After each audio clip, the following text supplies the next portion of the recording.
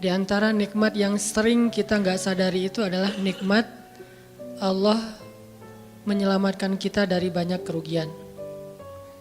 Kalau keuntungan kan kita tahu nih, karena wujud kan. Tapi kalau kerugian, kita seringnya nggak tahu karena tidak berwujud. Kalau berwujud, rugi. Kalau dihindarkan dari kerugian, pasti nggak akan ada wujudnya. Misalnya dihindarkan dari jatuh, berarti kan nggak ada lecetnya ya. Kalau lecet berarti jatuh. Kalau nggak lecet berarti nggak jadi jatuh. Nah ini berarti kan tidak berwujud. Karena nggak berwujud, seringnya kita nggak sadar kalau itu nikmat dari Allah. Tapi kita harus belajar yakin itu sering terjadi dalam hidup kita. Baik itu lecet fisik ataupun lecet hati. Berat. Karena kalau udah kerasa di hati kita kan berarti ada masalah nih. Kadang-kadang Allah menyelamatkan kita dari kekecewaan, dari marah, dari sakit hatinya. Itu kan tidak ada wujudnya karena kita diselamatkan. Tapi yakin bahwa sesungguhnya itu juga nikmat dari Allah. Makanya harus tetap bersyukur walaupun kita kadang gak bisa menghitung nikmat Allah. Karena emang gak mungkin menghitung nikmat Allah. Wa in ta'uddu ni'matallah. Gak mungkin kita bisa menghitung nikmat Allah. Gampangnya misalnya coba aja, ada nggak kita yang bisa ngitung jumlah tetes air hujan ketika turun hujan? Itu baru satu nikmat ya, hujan doang nih. Bisa nggak ngitung berapa tetes air hujan yang jatuh ketika kita lagi musim hujan? Atau sekali hujan aja nih, setengah jam berapa tetes? Nggak ada yang bisa ngitung. Itu aja nggak sanggup, apalagi nikmat-nikmat yang lebih besar. Nah jadi tetap walaupun kita nggak sadar nikmat Allah apa, tapi kita pakainya bukan cuma dengan logika. Hidup saya kayaknya gini-gini aja logikanya nih. Tapi kalau kita beriman sebetulnya nggak gini-gini aja. Hidup kita tuh harusnya lebih parah dari ini nih. Hidup kita tuh harusnya banyak masalah. Cuman sebagian besar masalah udah Allah hindarkan. Udah Allah selamatkan kita dari masalah-masalah itu. Cuman dikasih sebagian kecil sebagai pengingat buat kita. Kadang-kadang kalau nggak dikasih masalah sama sekali kita suka jauh dari Allah. Karena Allah kangen. Di antara hadis kangennya Allah kepada kita tuh, Allah kalau kangen kepada hambanya dikasih ujian. Hamba yang kayak gimana? Hamba yang kalau nggak dikasih ujian nggak deket sama Allah. Sehingga kalau Allah kangen sama kita, yang nggak deket sama Allah nih suka lupa sama Allah, Allah kasih kita ujian. Tapi ujian yang dikasih juga ujian yang insya Allah masih ketahan sama kita. Karena Allah gak mau ngasih kita ujian yang mencelakai kita. Kalau itu terjadi namanya bukan ujian, tapi namanya azab. Dan insya Allah orang beriman gak dapat itu. Yang dapat kayak gitu tuh kelasnya udah kelas Firaun, Haman, Korun, Namrud ya. Abu Jahal, Abu Lahab itu kayak gitu tuh. Tapi kalau kelas orang muslim yang udah beriman cuman gak soleh-soleh amat, insya Allah yang dikasih bukan azab, yang dikasih adalah ujian. Kenapa? Allah kangen dengerin curhat kita di sepertiga malam. Allah kangen ngeliatin kita menangis dan manja kepada Allah. Allah kangen kita bangun tengah malam atau sepertiga malam berdoa kepada Allah. Allah kangen kita berdiri dan sujud dengan waktu yang lama. Kadang-kadang sujudnya setengah jam, saking lagi berserah diri kepada Allah. Allah kangen, makanya dikasih ujian dikit. Tapi ujian yang dikasih ke kita tuh sedikit dibandingkan yang Allah hindarkan dari kita. Tapi mana buktinya dihindarkan? Kalau ada buktinya namanya gak dihindarkan. Kalau sudah wujud namanya kena. Kalau gak kena pasti gak ada wujudnya. Terus gimana kita tahu? Kita mungkin gak tahu, tapi kita bisa meyakininya, iman. Makanya yang dipakai bukan hanya logika, tapi juga iman. Karena Allah Subhanahu wa taala menyelamatkan kita siang dan malam. Kulla yaumin huwa fi sya'n. Itu ayatnya. Kulla yaumin huwa fi sya'n. Setiap hari Allah sibuk menyelamatkan kita. Salah satu tafsir dari kalimat fi sya'nin adalah Allah sibuk menyelamatkan kita. Setiap hari kulla yaum. Sibuk menyelamatkan fulan-fulan, sebanyak jumlah manusia, sebanyak itulah yang Allah selamatkan. Bukan cuma mukmin, bahkan orang kafir juga kadang Allah selamatkan. Cuman di dunia, kalau di akhirat beda lagi ceritanya. Kalau di dunia, rahmat Allah semuanya dikasih. Baik kepada mukmin ataupun kepada yang tidak mukmin. Dikasih rahmat Allah di dunia, tapi di akhirat hanya berlaku bagi orang-orang yang beriman. Kenapa orang yang tidak beriman kok dikasih rahmat Allah di dunia? Karena di sisi Allah dunia itu kecil, gak terlalu berharga, makanya dikasih semuanya. Akhirat itu berharga, makanya dikasih buat yang Allah sayangi, yang Allah pilih doang, yaitu orang yang beriman.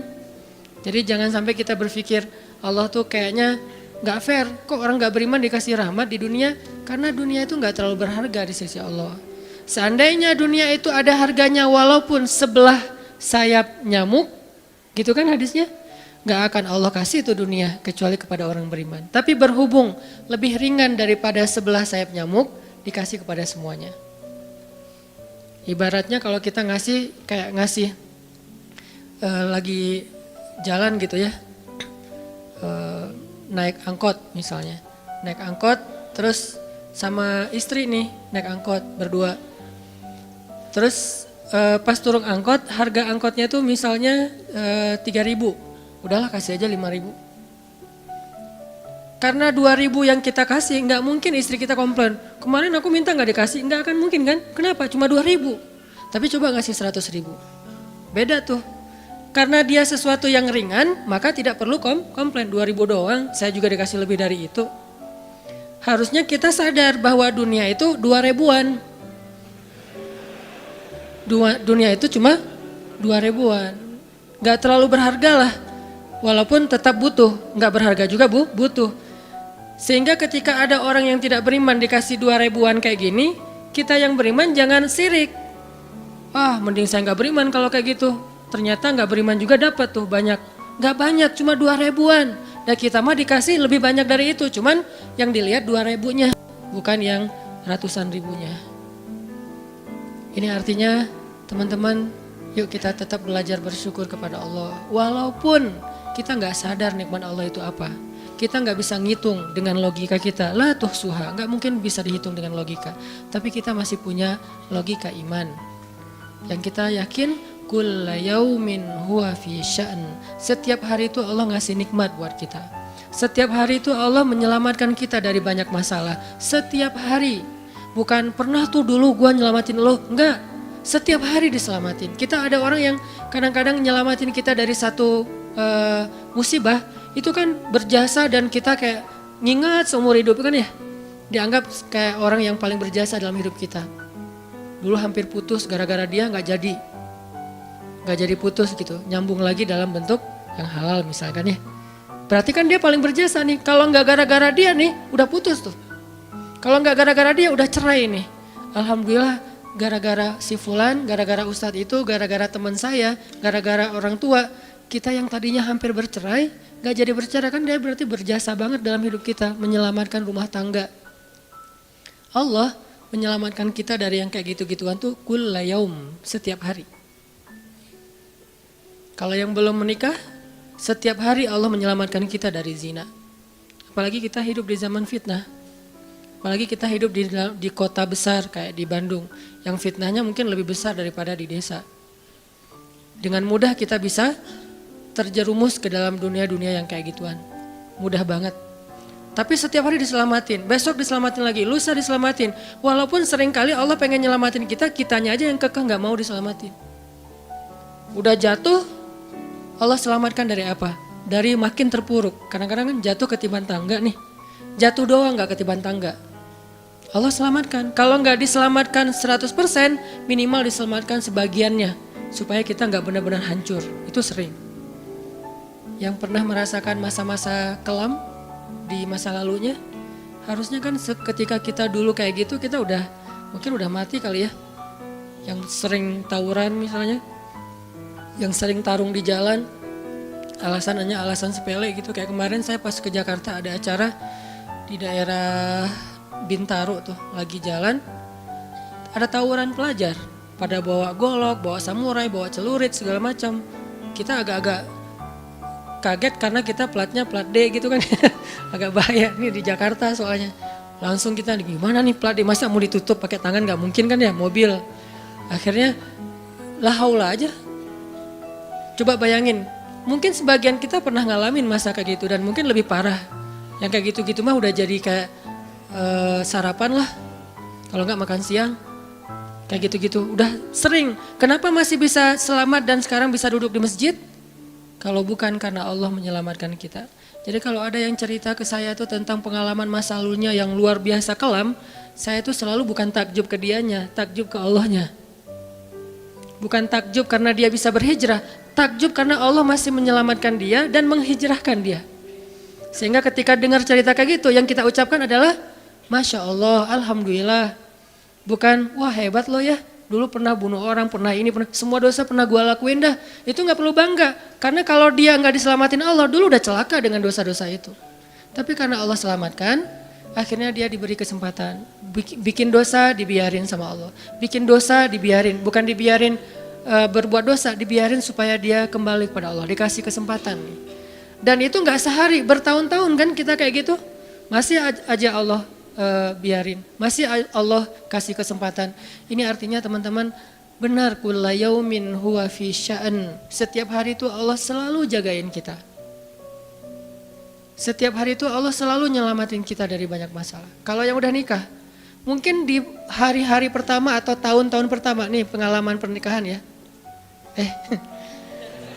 Ya nggak apa-apa deh. Sedikit lah ya, saya mah nggak terlalu berpengalaman.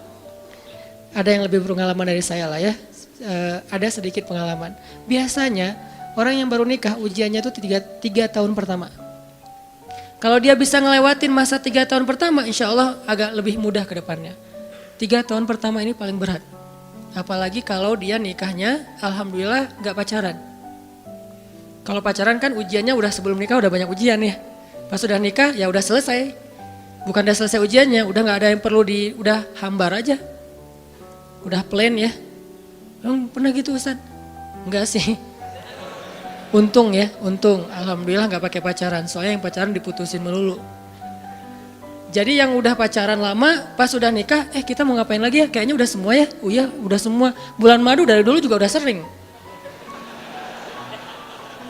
Kan udah agak-agak plan gitu kan. Tapi kalau yang belum nikah, belum pacaran, nikah nih. Jadi kayak benar-benar baru pacaran, cuman ada konsekuensi lain yang mungkin ini jadi kayak semacam ujian lah biar sabar. Masa-masa adaptasi, masa-masa saling mulai mengerti, oh ternyata kamu tuh kayak gini dan segala macam. Apalagi kalau baru nikah langsung LDRan kan berat banget tuh. Nikah LDRan, pacaran LDRan aja berat. Bener gak sih? Nggak ngaku Pacaran LDRan aja berat, apalagi nikah LDRan. Kenapa? Pacaran itu kan masih banyak pantangan. Nikah kan udah masih banyak ibadahnya. Tapi nggak boleh ibadah, coba gimana? Nggak sengsara tuh, merana kan? Harusnya boleh tapi nggak boleh. Yang tadinya nggak boleh aja sengsara, apalagi udah boleh. Nah ini artinya setiap hari dalam tahun-tahun pertama pernikahan kita bisa aja mengatakan, udah deh, saya talak kamu. Apalagi laki-laki.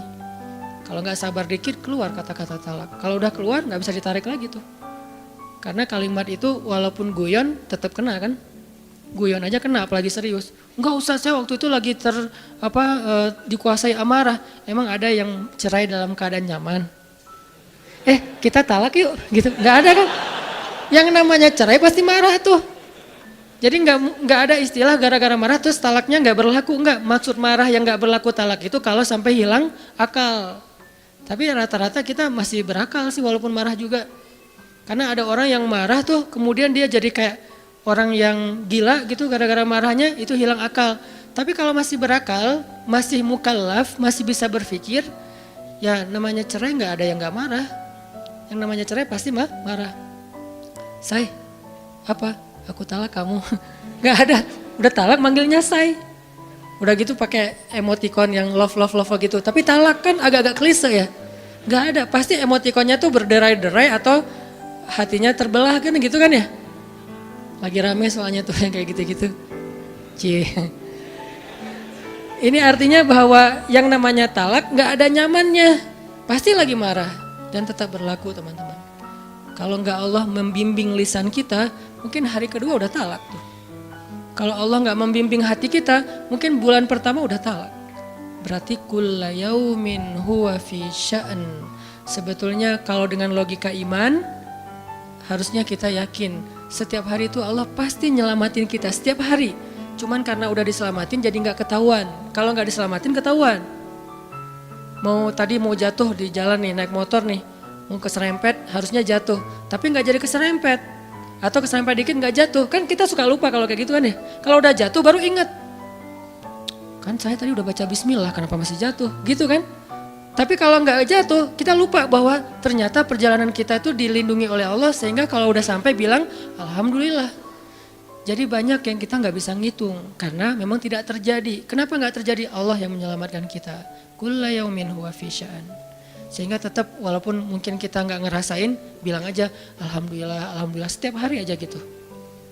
Karena nggak ada ruginya juga kita ngomongin alhamdulillah. Satu-satunya kata atau nama yang nggak rugi disebut cuma nama Allah.